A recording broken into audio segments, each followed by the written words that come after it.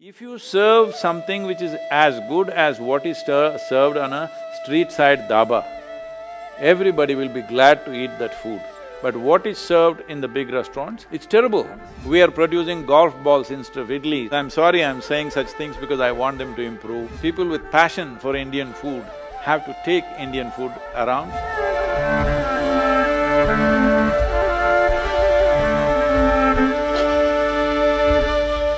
I had a question regarding the incredible cuisine of the incredible country that we have. We have a lot of character, history, proven science behind our food. And, this time in the COVID, it sort of brought out the limitations of modern medicine. And everybody is now believing in, food as the best form of preventive medicine. And, every day, I have some business interests outside of India, some restaurants. Every day they're telling me how the world is looking at Indian food to heal, and then sometimes, because this has happened in the past. But what happens is their logic of understanding food and our logic of explaining food is very different. They talk proteins, calories, carbohydrates.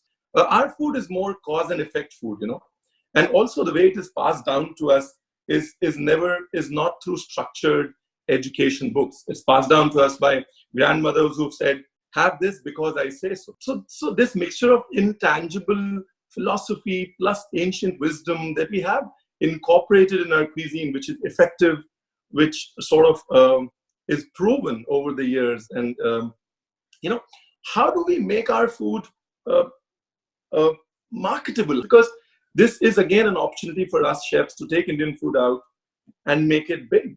But how do we bridge this disconnect? How do we bridge this disconnect and make an impact?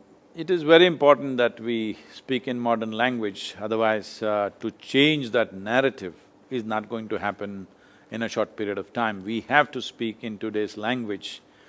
But Indian food, the variety that it has and the many nuances that are there to the food, this will be very exciting for international, culinary fans, if only if it is presented properly. But that's a question you're asking, how to present it, not just talking about calories, this and that. Well, it's not just about calories, but in the international arena, if you're talking about the high-end market, presentation is very, very important. I think we are a bit poor in presentation, not bit poor, I think I would say very poor, because for us, food is about taste, food is about nourishment. We don't really care how your roti is kept, all right? We just want it to be nice to eat, that's about it. So, it just came off the fire, that is important, just came off the tandoori pot, that is important for us, rather than how it is presented.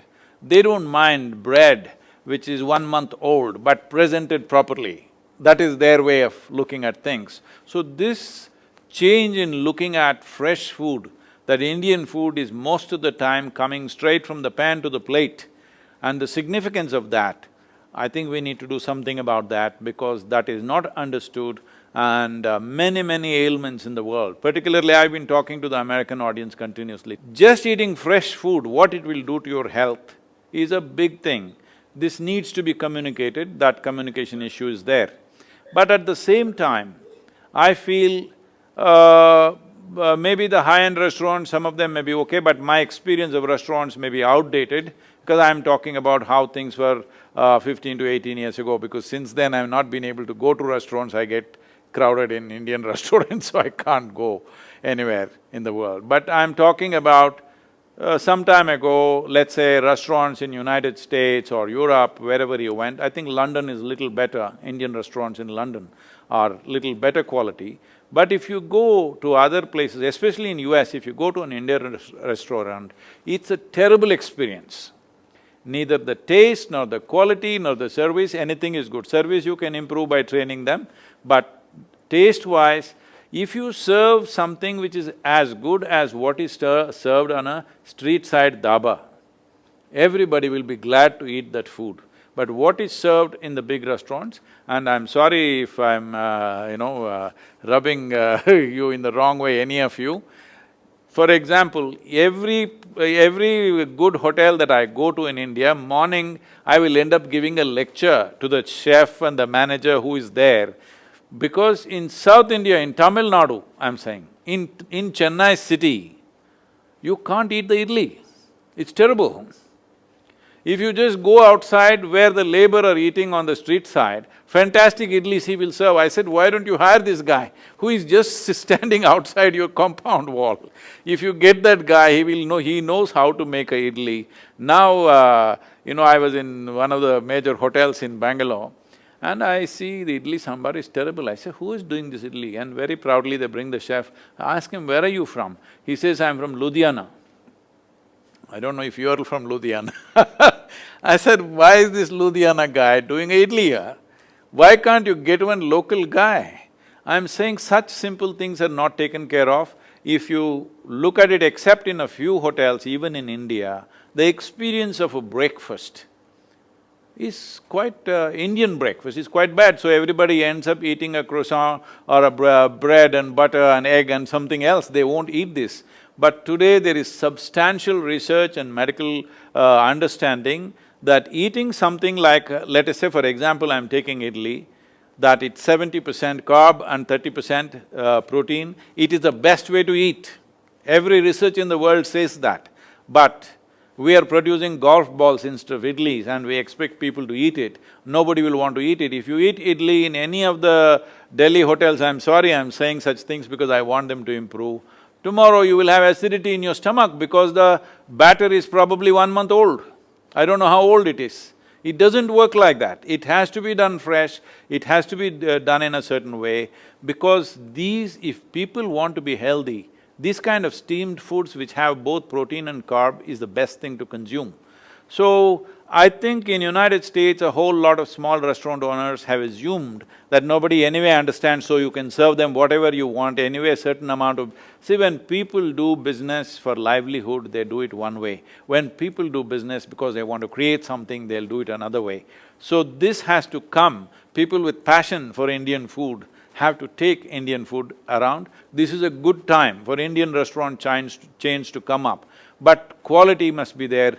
When I say quality, for example, I'm not trying to promote anybody, but I'm just telling you, for example, I was to have a meeting with a man who's… I think… I wouldn't want to mention names, but he's the man who designed Lexus car, okay? He wanted to meet me because I had spoken to him in the economic forum about design so much, so he wanted to meet me. So I said, okay, we'll meet. Then I said, where is the meeting? So they gave a number in Manhattan area and we went looking, and then I see this is a Saravana Bhavan hotel. I said, this can't be, why would this American guy meet me in a Saravana Bhavan? Then I realized that's where he wants to meet me. He said, this is the only place I'll have breakfast every day. And I go there and eat whatever, that pongal, something they served. I'm telling you, they're serving pongal better than what is served in Chennai. This is what we need to do. Quality. If you produce quality for the variety of foods and range of foods that we have, nobody, no culture in the world can beat this, because the variety from Kanyakumari to Kashmir, how many varieties, how many nuances are there to food. If we can manage this, preserve this and present it to the world, it is unbeatable. Young people like you who have passion for food should do it. Those who do it just for livelihood, they think they can serve anything and get away with it, which has brought an immense it has given a bad name to Indian food because everybody thinks Indian food is lousy, because that's how it is served, unfortunately.